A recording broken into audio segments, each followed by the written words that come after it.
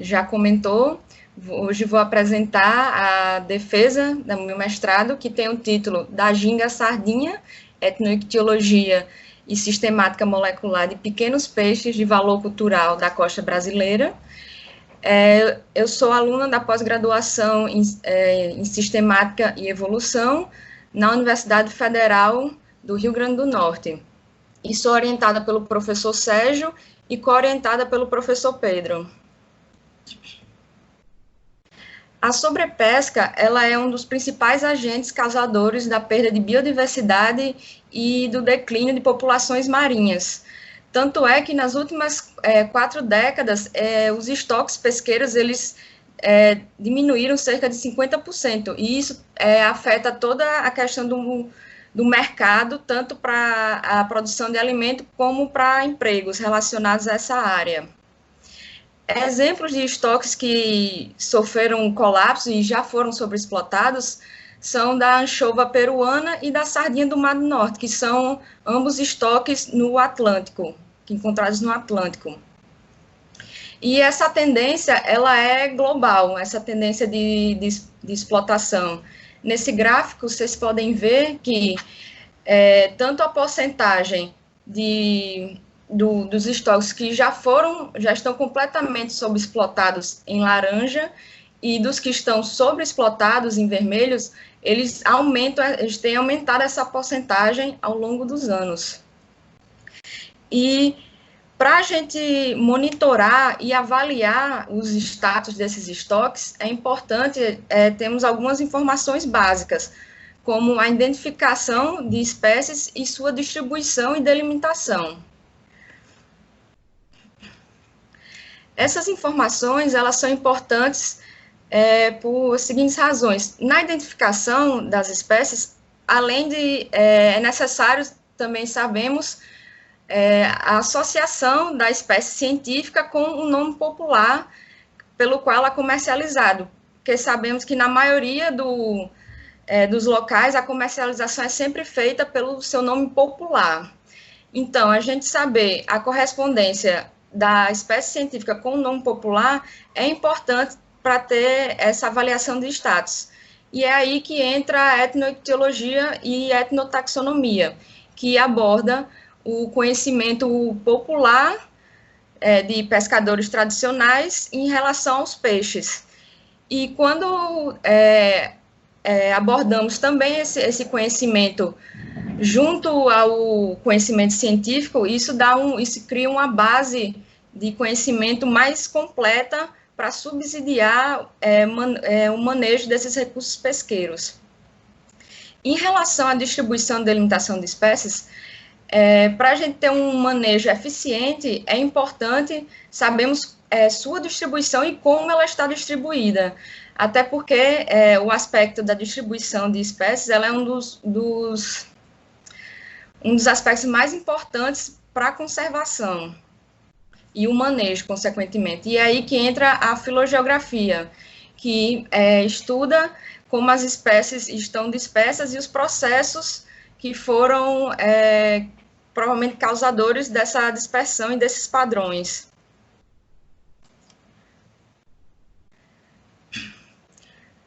Quando falamos da relação com o nome científico e o nome popular, na etno, temos alguns tipos de correspondências. Uma correspondência que é bastante comum é a correspondência de 1 para 1, quando um nome popular ele está relacionado a somente um táxon científico. Também temos outros tipos de correspondência, como a subdiferenciação, quando um único nome está relacionado a mais de um táxon, que um exemplo disso é o caso da pititinga, que é um nome popular usado na Bahia, que engloba pelo menos 3 espécies de caracídeos.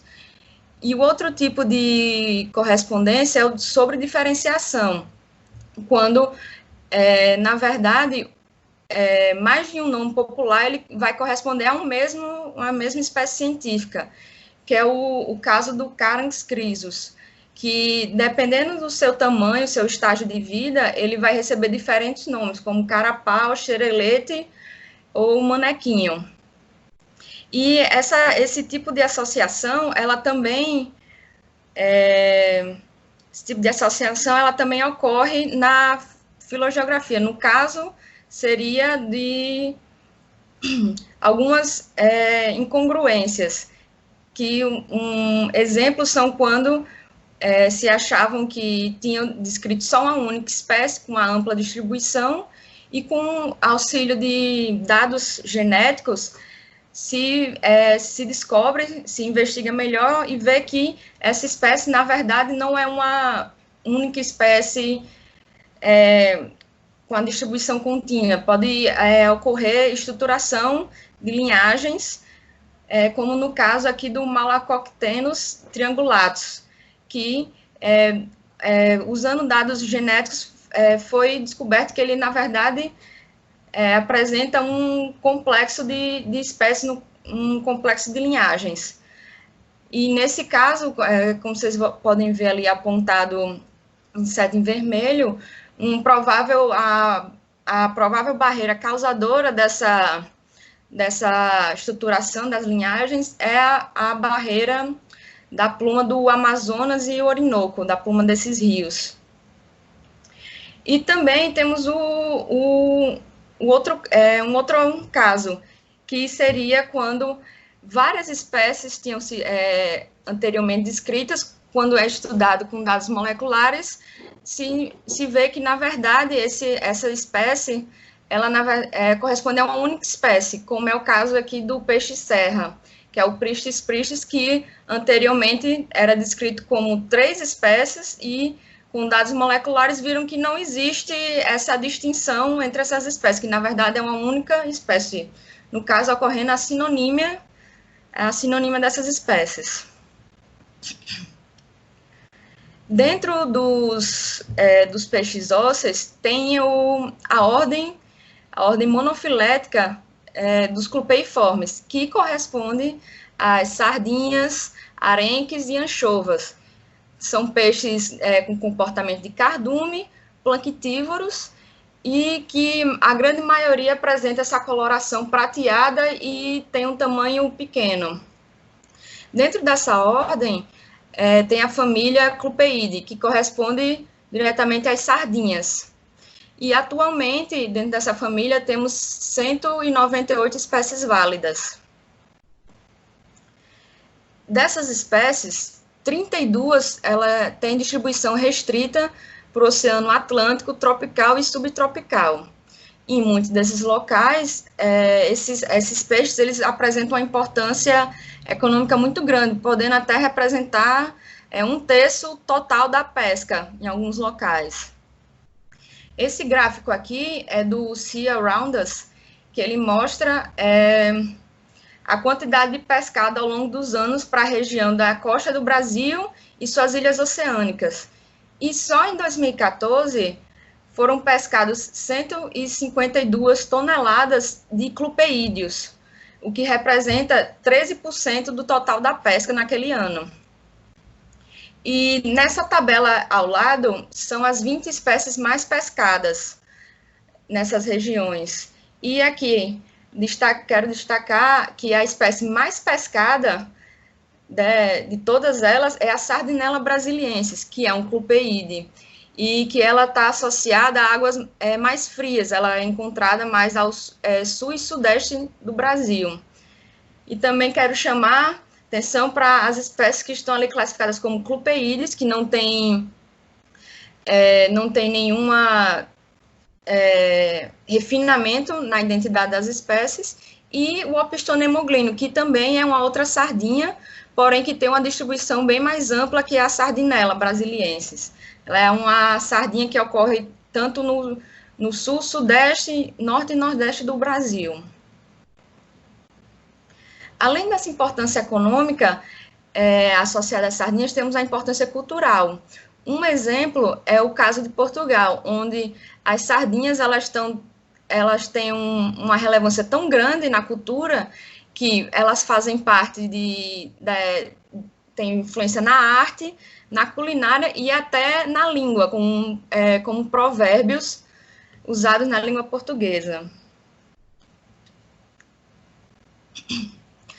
Dentro das sardinhas aqui do Brasil, temos duas sardinhas que elas não são tão estudadas e nem tão exploradas como a sardinela brasiliense, que é encontrada no sul e sudeste. A arêngula, as espécies de arêngula e o Opisthonemoglino são sardinhas que se encontram ao longo de toda a costa do Brasil. E atualmente elas já têm os status de plotação, de sobreexplotação para as duas espécies de arêngula e de completamente explotado para o Opisthonemma. Esses dois grupos, eles apresentam biologia similar, com um tempo larval próximo de 19 a 25 dias, estão sempre associados a ambientes costeiros e podem usar as regiões de estuário como áreas de recrutamento e de berçário. Elas também apresentam uma distribuição geográfica similar. Aqui nesse mapa da distribuição das três espécies, pela IUCN, vocês podem ver que elas quase completamente se sobrepõem, indo da dispersão dos Estados Unidos até o sul do Brasil, podendo chegar até o Uruguai.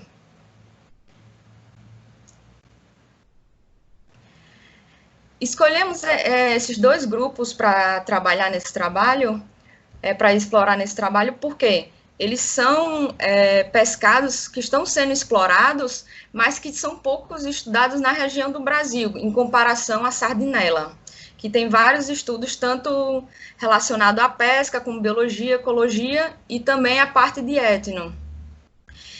Além do mais, para as arêngulas, elas possuem uma taxonomia um pouco confusa. É complicado identificar, distinguir entre essas duas espécies de arêngula, porque o seu único caractere que distingue uma da outra é o número de rastros branquiais, sendo que esse número ele vai se sobrepor.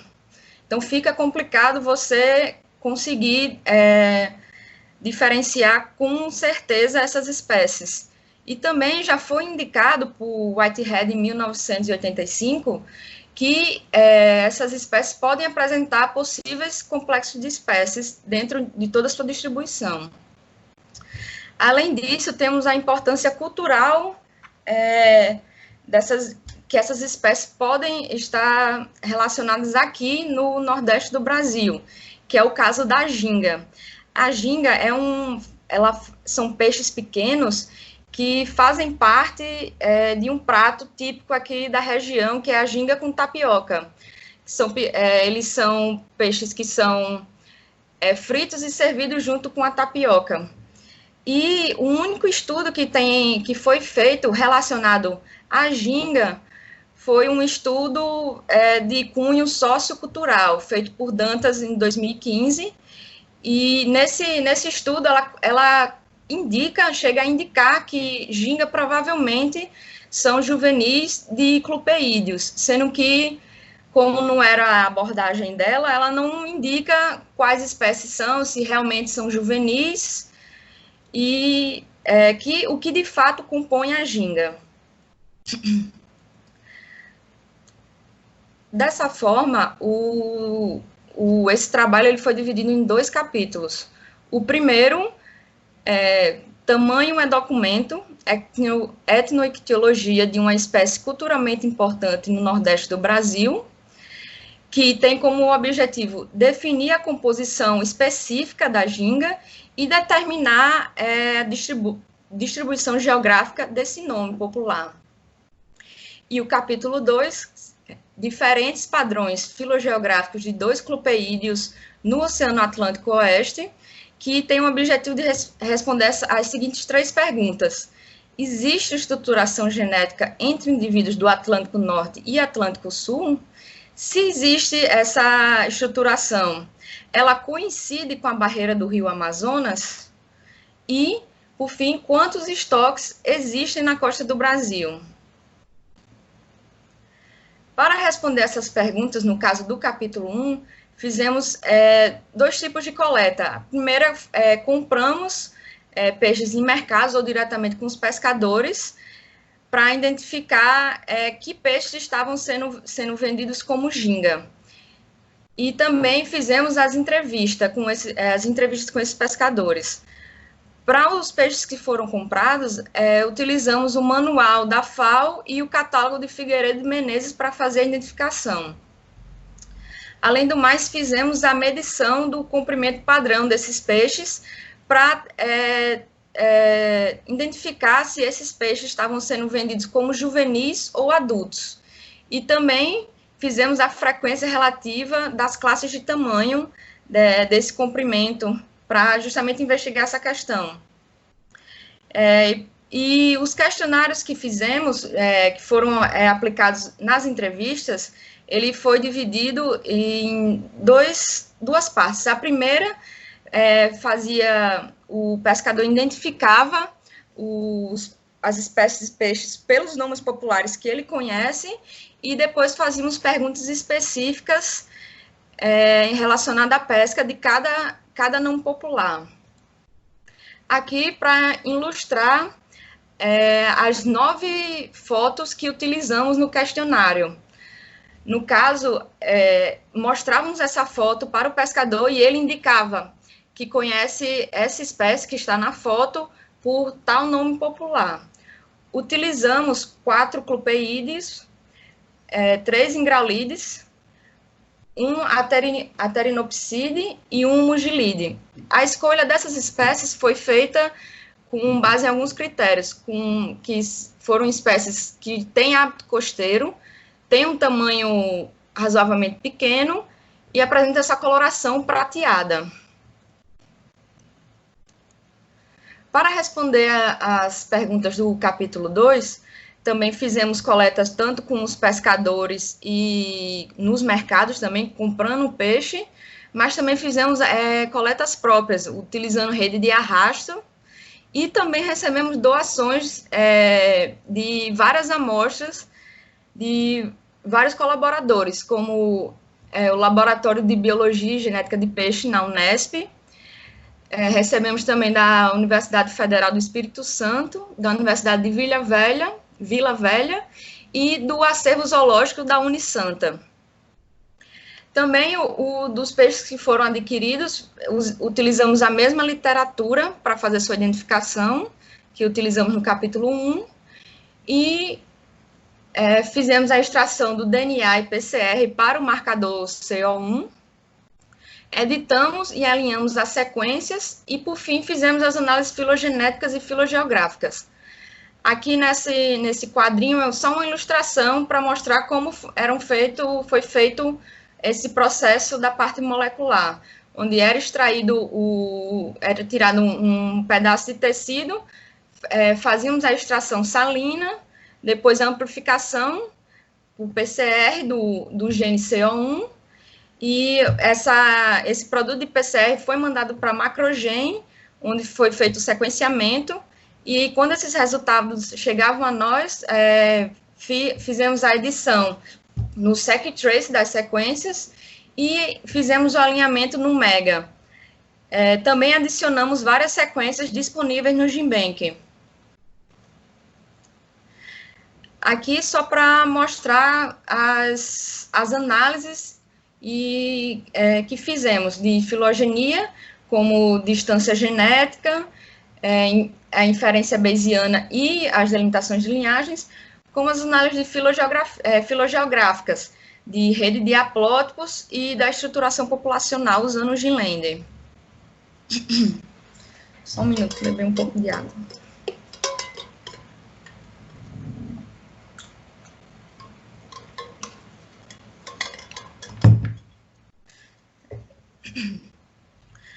Como já havia comentado, no capítulo 1,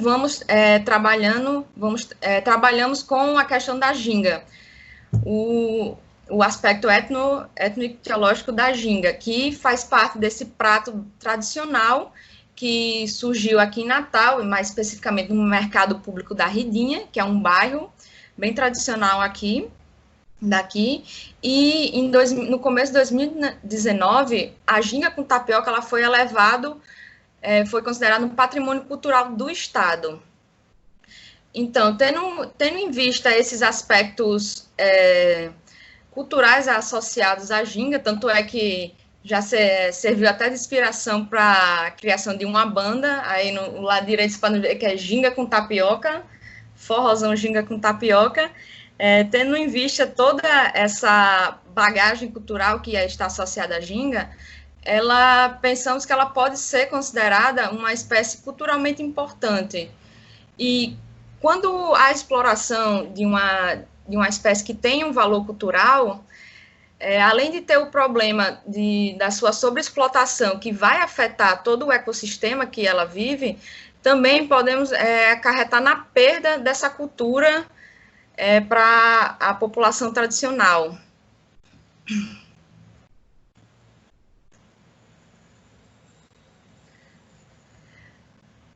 Aplicamos um total de 103 questionários em 3 estados, no Rio Grande do Norte, Paraíba e em Pernambuco.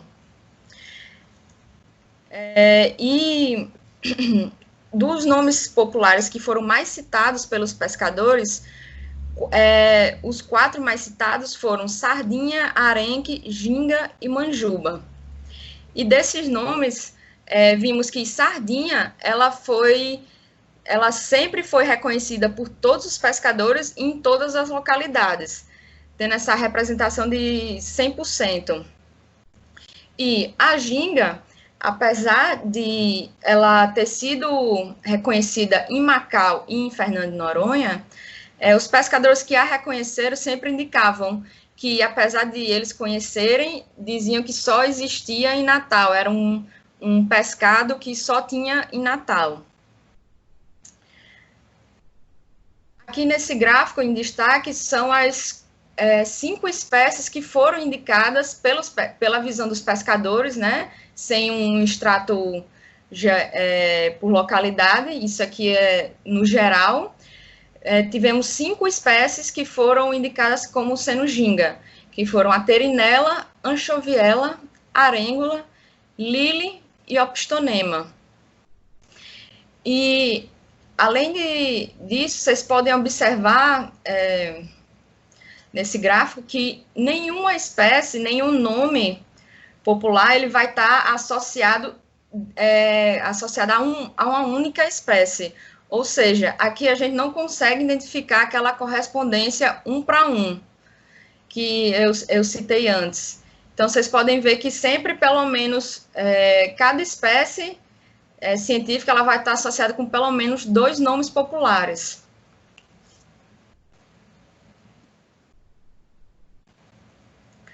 Com o material que compramos nos mercados, focamos em comprar os peixes que estavam sendo vendidos como ginga e sardinha. Não conseguimos comprar os peixes vendidos como arenque ou manjuba, porque esses são peixes que não têm um valor comercial, não tem uma busca comercial por eles, ou seja, você não tinha esses peixes sendo vendidos nem pelos pescadores e nem em mercados. Então, focamos na compra da ginga e sardinha. E como vocês podem ver no gráfico de pizza abaixo, a ginga ela é majoritariamente composta pelo opstonema, e em seguida por arêngula e lili. A sardinha ela também apresenta um padrão parecido, tendo sua maior composição feita pela arêngula e em seguida pelo opstonema e lissengraulis. Nos 2 casos, é possível observar que também temos alguns ingraulídeos que estão sendo comercializados junto tanto da ginga como da sardinha. Isso novamente mostrando que a percepção dos pescadores é similar do que está sendo vendido, ou seja, não vai ser só uma única espécie que vai ser vendido como ginga ou sardinha, mas sim um aglomerado de espécies. Além do mais, na ginga surgiu até uma espécie, a anchoa, que não foi uma espécie que a gente esperava encontrar sendo vendida. Tanto é que ela nem apareceu nos nossos questionários, nas fotos, né? Por fim, na medição desses peixes que foram comprados, que foram um total de 350 indivíduos. Focamos a medição nas duas espécies que foram mais comercializadas, no caso, Opisthonemma oglino e Arengola. No box plot que a gente vê de Arengola para Opisthonemma, separando dos indivíduos que foram vendidos como ginga e dos que foram vendidos como sardinha, podemos ver que a diferença, basicamente, entre eles é o tamanho. Ou seja, indivíduos que menores são vendidos como ginga e indivíduos maiores são vendidos como sardinha. E nesse gráfico ao lado de barras, fizemos a distribuição relativa de classes, dos tamanhos, né? E para identificar se esses peixes estavam sendo vendidos como juvenis ou adultos, utilizamos a literatura para identificar a abrangência do tamanho da primeira maturação sexual para cada espécie. E identificamos que, para a ginga, dos indivíduos estavam vendidos como ginga, tanto as espécies de Arengola como de Opisthonemma, majoritariamente elas eram juvenis, estavam sendo vendidos como juvenis. Enquanto para os peixes que estavam sendo vendidos como sardinha, a grande maioria deles já tinha atingido ou passou do tamanho da primeira maturação. Dessa forma, abordando essas duas espécies que foram mais representativas na ginga, entramos no capítulo 2, que vamos trabalhar os padrões filogeográficos desses dois grupos no Atlântico Oeste.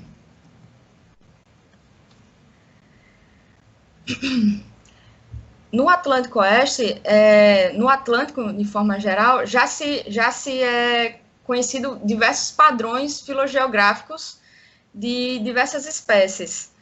Por exemplo, temos um exemplo aqui do Batigóbios brasiliensis, que foi uma espécie recentemente descrita, que antes se achava que ela tinha uma distribuição ao longo de todo o Atlântico, mas que, abordando dados genéticos, viu que essa era uma espécie críptica de um complexo de Batigóbios, e que foi posteriormente descrita como brasiliensis.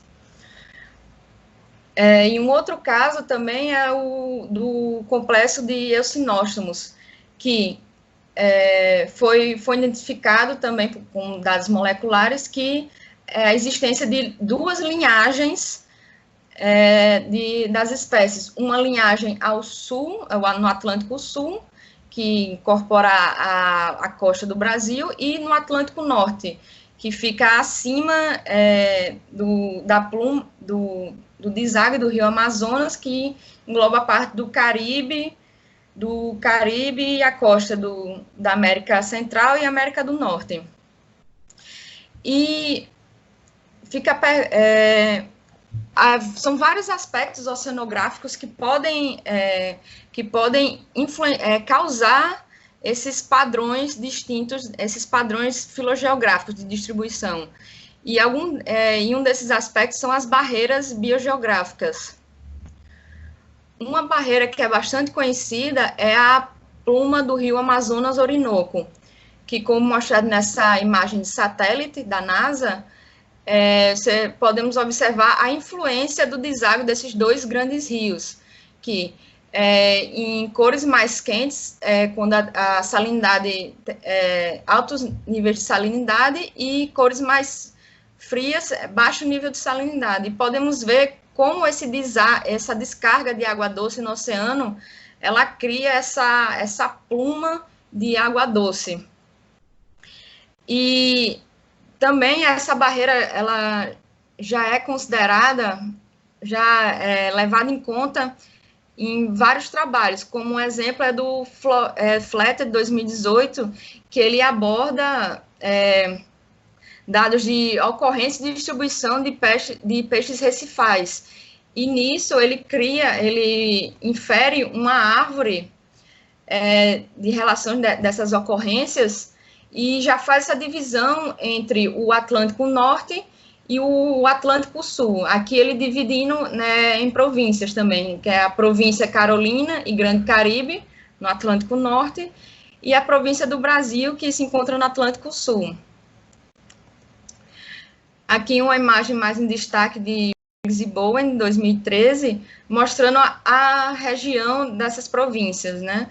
No Atlântico Norte, a Carolina em cinza e o Grande Caribe em amarelo, e no Atlântico Sul, a província do Brasil.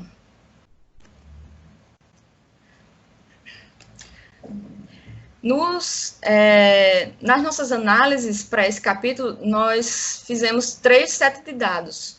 O primeiro engloba todas as espécies de arêngula, todas as espécies de opistonema e algumas espécies de clupeide, totalizando 198 sequências. E fizemos esses sets de dados para fazer a verificação da identificação das nossas amostras. E também fizemos a subdivisão desse set de dados, que utilizamos só as arêngulas que ocorrem no Brasil e só o opistonema que ocorre para o Brasil. E essas sequências tiveram um total de 82 sequências para arêngula e 58 sequências para opistonema. E esses dados utilizamos para fazer a inferência bayesiana, a delimitação de linhagens e a estruturação populacional. Aqui temos a nossa árvore de inferência bayesiana calibrada, com aquele dataset grande de clupeide. E aqui, em destaque, temos só o grupo das arêngulas. E podemos identificar aqui 3 clados, em vermelho, clupela e jaguane azul, que são sequências que foram retiradas do GenBank, com todas as localidades sendo nas províncias da Carolina e no Grande Caribe. E também conseguimos identificar aqui um terceiro clado, que é em verde, que é uma arêngula do Brasil, uma arêngula que aqui identificamos como arêngula SP, que são de todas sequências provindas do Brasil, tanto nossas como do GenBank. E como vocês podem ver aqui, todos esses clados eles têm valor 1 de suporte. Então, vemos que os indivíduos do Brasil, eles são diferentes dessas outras espécies que se encontram nas províncias do Atlântico Norte. E a divergência entre esses clados, ela ocorreu mais ou menos há 2,5 milhões de anos atrás. E essa datação, ela coincide com o aumento do deságue da pluma do rio Amazonas-Orinoco. Apesar dessa pluma ela já existir há mais de 11 milhões de anos, o seu alto fluxo só realmente começou há 2,4 milhões de anos, como é mostrado no trabalho de Figueiredo e colaboradores de 2009. Um aspecto que vale a pena salientar aqui sobre essa barreira é que ela não é uma barreira intermitente, é uma barreira que é permeável. Tanto pela capacidade da espécie de tolerar essa variação de salinidade, essa alta descarga de sedimentos, como também sua permeabilidade ela vai variar de acordo com a flutuação do nível do mar. Quando o nível do mar se encontra alto, a permeabilidade dessa barreira ela aumenta, enquanto quando o nível do mar abaixa, ela se torna menos permeável. Aqui voltando para a árvore e chamando em destaque o clado dos opistonemas, e como a única espécie que temos aqui para o Atlântico com ocorrência no Brasil é o Opistonema oglino, e esse clado também teve um alto suporte de 1, sendo que, ao contrário das arêngulas, não conseguimos observar nenhum padrão geográfico claro entre essas sequências. E também o seu tempo de divergência, de diversificação, ele é muito mais recente do que comparado com as arêngulas.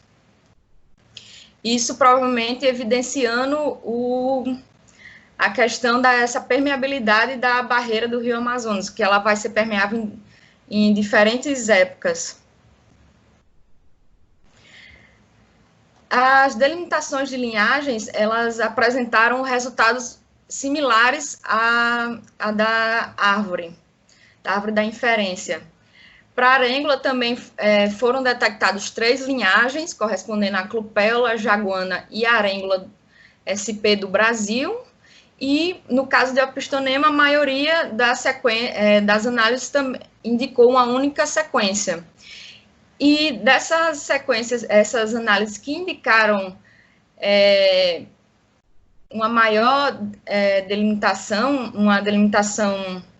uma quebra maior de grupos, isso pode ser provavelmente por questões de estruturação populacional, não necessariamente de delimitação de linhagens. Para a estruturação populacional, vimos que para a arêngula foram identificadas 2 populações em toda a sua distribuição.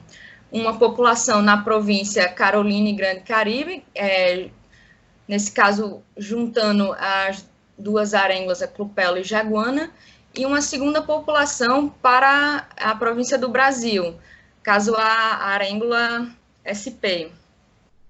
E quando fizemos essa análise somente com os indivíduos da província do Brasil, vimos que ainda foram identificadas outras 2 populações, sendo uma no Brasil 1, no caso no Nordeste do Brasil, da costa do Brasil, e Brasil 2, no Sul e Sudeste do Brasil. Para o opistonema foram identificadas 3 populações, uma no Brasil, uma na ilha de Bermudas, que se encontra na província do Grande Caribe, e uma terceira população que se encontra na costa dos Estados Unidos e México. Por fim, temos aqui na nossa rede de haplótipos, também foi possível identificar esses 3 grupos de arêngulas. E também aqui eu colori em 2 tons de verde as populações que temos, que foi indicada pelo Ginlender, nos 2 tons de verde. E a divergência entre a arêngula do Brasil e as arêngulas da província Carolina e Grande Caribe é de 18 passos mutacionais. Para o opistonema, não foi possível identificar nenhuma estruturação clara, exceto na Ilha das Bermudas, que apresenta 2 haplótipos que são exclusivos. Então, vimos até agora que existe uma arêngula que ela é distinta, que ela é diferente dessas 2 arêngulas da clupéola e jaguana, que são restritas para a província do Caribe, do Grande Caribe e da Carolina. E fica a pergunta, essa espécie distinta, ela é uma nova espécie ou seria uma revalidação de um nome antigo? Para esse segundo caso, um provável nome seria Arêngula macrophthalma, de Ranzini, 1842, que foi uma espécie descrita para a região de Santos, no Brasil, e que é a espécie mais antiga descrita para a costa do Brasil, que foi posteriormente sinonimizada como arêngula. Mas a real questão de responder essa pergunta tem que ser feito estudos mais a fundo, abordando dados morfológicos e também alguns outros dados genéticos para averiguar essa questão, se de fato é uma nova espécie ou seria uma revalidação de um nome antigo. Dessa forma, concluímos no capítulo 1 que ginga, ela na verdade, ela aborda várias espécies, tendo as principais espécies como arêngula, opistonema e lili, que isso corrobora com a hipótese, com o que foi levantado por Dantas em 2015, que ginga corresponde a juvenis de clupeídeos. Isso corroboramos essa ideia dela. Porém, também identificamos várias espécies de Ingralide também estão sendo pescados e comercializados como ginga. Ademais, vimos que esse nome ele é exclusivo da região metropolitana de Natal, que apesar de pescadores em outras localidades reconhecerem esse nome, eles indicam sempre que é um nome, é um peixe que é sempre utilizado somente em Natal. E agora que sabemos quais espécies estão envolvidas que abrangem a ginga, podemos indicar essas espécies como espécies culturalmente importantes.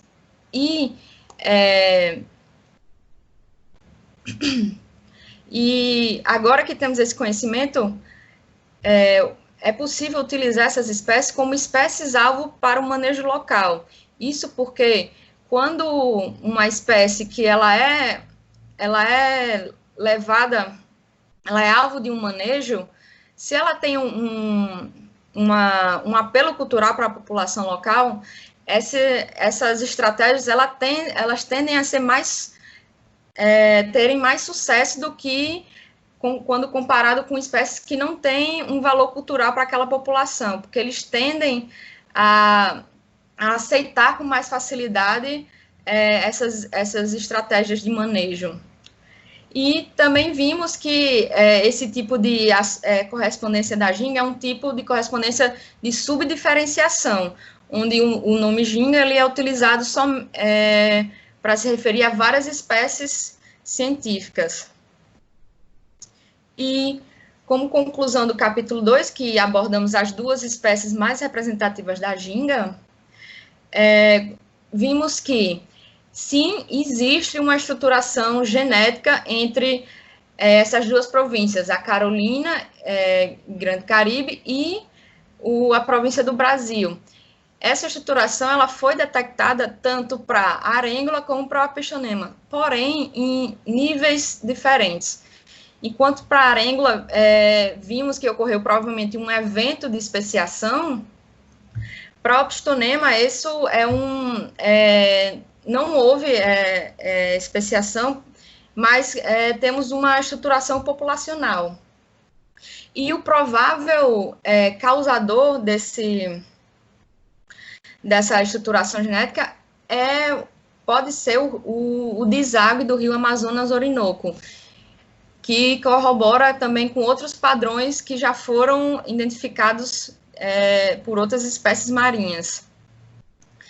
Vimos também que para a arêngula existem 2 estoques pesqueiros na costa do Brasil, enquanto para o pistonema é só um único estoque ao longo da costa inteira.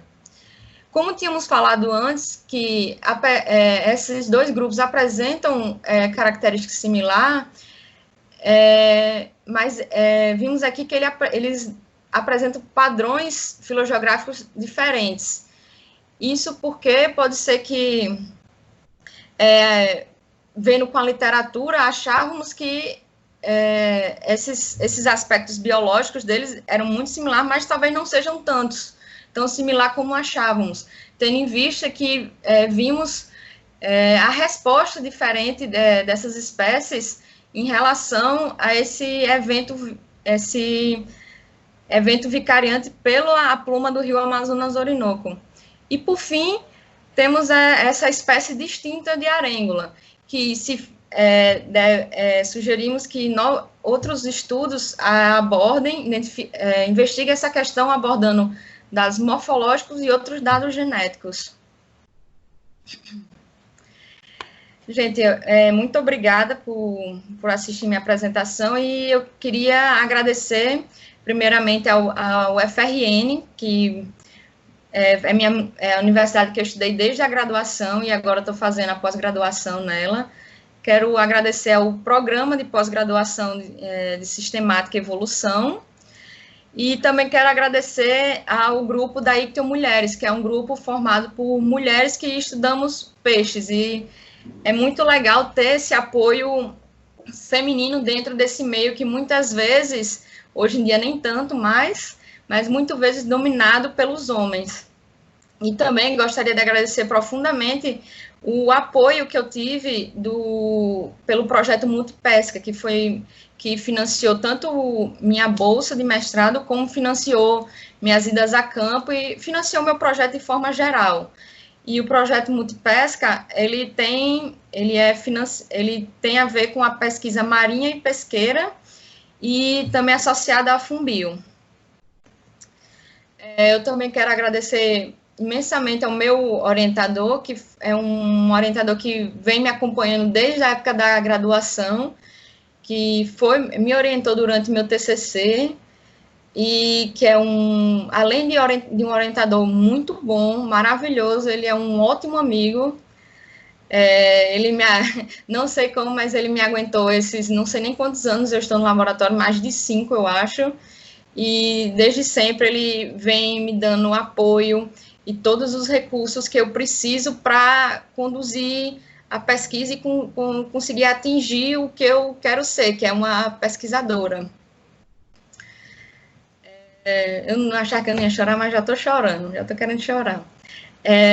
Quero agradecer também ao meu co-orientador, o Pedro Holanda, que apesar de eu ter preferido que ele visse mais vezes pessoalmente, eu acho que eu vi uma vez pessoalmente, só, tanto é que nessa vez eu nem tirei foto com ele, tanto é que eu tive que fazer essa montagem aqui, que é o Sérgio, o Pedro, bem novos, há não sei quantos anos atrás, e coloquei minha carinha ali no meio, para ter uma foto com eles, porque eu não tenho nenhuma foto com os meus 2 orientadores, e eu queria agradecer muito a Pedro por ter confiado, não confiou em mim, ele confiou na sugestão do Sérgio, né, que me indicou para ser aluna de mestrado dele, que ele que disponibilizou essa bolsa do Multipesca para mim, que me deu essa oportunidade. Então, eu queria agradecer muito ao Pedro também por ter confiado em mim e me apoiado nessa jornada, que foi o mestrado. E,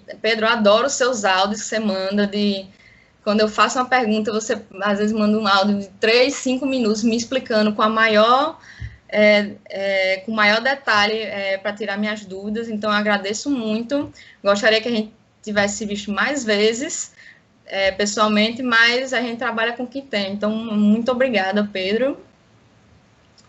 Eu também não posso deixar de agradecer a vários colaboradores que tive nesse mestrado. Primeiro é a professora Priscila, que nos deu a luz da etno, né, da etnoictiologia, que antes eu nem sabia que, antes de entrar nesse mestrado, eu nem sabia que poderia ser feito um trabalho tão interessante abordando o conhecimento popular dos pescadores. Então, a professora Priscila foi essencial para a elaboração desse primeiro capítulo, também é coautora do meu primeiro capítulo, e eu agradeço muito, professora, que você me ajudou na elaboração do questionário, teve tempo, toda a paciência de se encontrar comigo e de tirar minhas dúvidas, sua participação foi essencial para a realização desse trabalho. Também não posso deixar de agradecer à professora Liana, que foi sensacional, foi a nossa conexão noronhense, que levou a todos nós, eu, o Fábio, a Flavinha, o Sérgio, todo mundo, o Diego, para Noronha, para trabalhar com raias e sardinhas lá. A professora foi incrível, foi que também deu a ideia de trabalharmos agregarmos no nosso trabalho as sardinhas de Noronha. Então, eu agradeço muito a professora Liana. E também, por fim, agradecer um outro colaborador e também coautor do segundo capítulo, o professor Fábio de Dário, né? Que ele não está aqui, o coitado ficou ontem até tarde preenchendo as coisas da plataforma Sucupira e disse que não sabia se ia conseguir acordar hoje, mas eu vou mandar a gravação para ele. O professor Fábio, assim, desde o começo, ele sempre se interessou muito por mim, pela minha formação, e me apoiou muito. Eu lembro que ele que sentou para conversar comigo sobre essa possibilidade de ter esse financiamento pelo Multipesca, essa bolsa lá do Rio, Então, ele sempre foi uma pessoa maravilhosa, uma pessoa super solícita e que, principalmente quando eu entrei mais de cabeça na questão do capítulo 2, da taxonomia desses bichos, ele ajudou muito, foi quase um terceiro orientador aí nessas etapas finais do trabalho, que sempre tirava minhas dúvidas, sempre estava disponível para tirar minhas dúvidas. Então, agradeço muito ao professor Fábio. E também eu não posso esquecer os colaboradores que disponibilizaram tanto amostras como indivíduos e peixes inteiros para a gente. O Rafael Macieira, o Matheus Rotundo e o Luiz Gasparini, eles nos ajudaram a conseguir várias amostras em várias localidades do Brasil, porque sem essa parceria com eles, não ia ser possível conseguir realizar esse capítulo 2, que conseguimos amostras praticamente da costa inteira do Brasil.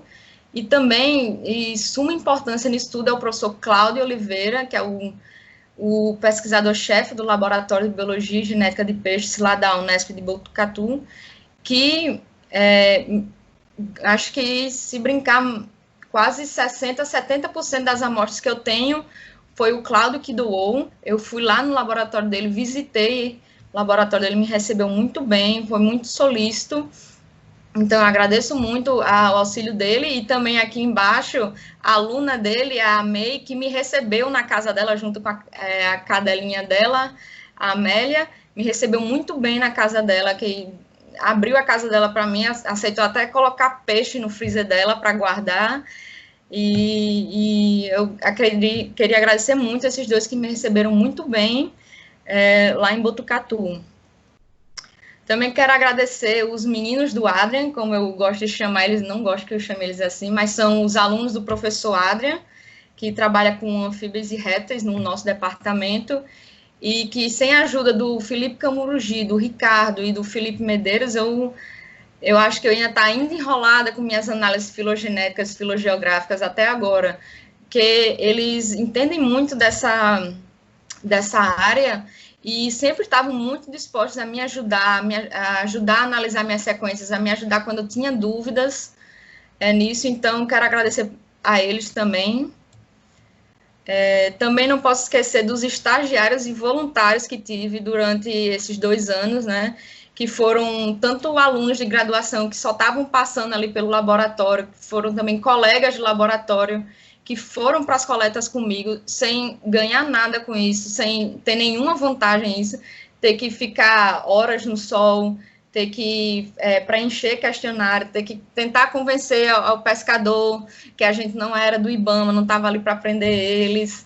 Então, eu quero agradecer profundamente a todas essas pessoas que tiraram o seu tempo para me ajudar, que muitos deles não tinham nada a ver com o meu trabalho, não iam ganhar nada com isso.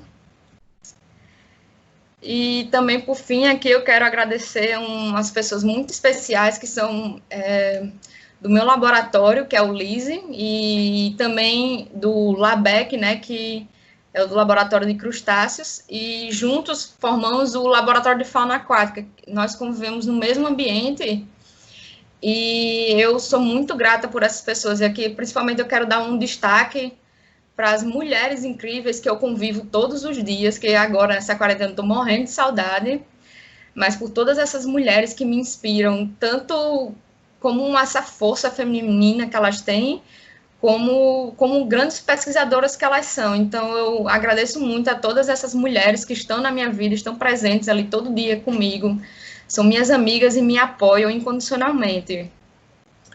Também não posso esquecer dos meninos, né? Lógico, que também parte do Laboratório de Fauna Aquática, que sem eles eu também não estaria aqui, não teria chegado onde cheguei, que todo dia aprendo com eles, tanto como ser uma pessoa melhor, como crescer também cientificamente. Então, eu sou muito grata por todo esse laboratório, eu acho que eu não sei como seria a minha vida sem ele, e aqui até algumas fotos dos nossos vários momentos icônicos que tivemos. Hoje em dia eu vejo que meu ciclo de amizade se resume ao pessoal do laboratório, e que eu não mudaria isso por nada, porque são pessoas que eu me sinto completa perto delas, e assim, até penso quando eu vou fazer doutorado fora, me dá um aperto no coração de saber que eu vou deixar esse pessoal, que eles são muito importantes para a minha vida. Eu não sei, eu com certeza não chegaria onde eu cheguei sem todo esse pessoal me apoiando e estando ali por mim todos os dias. E é isso, gente. Obrigada. Desculpa o choro.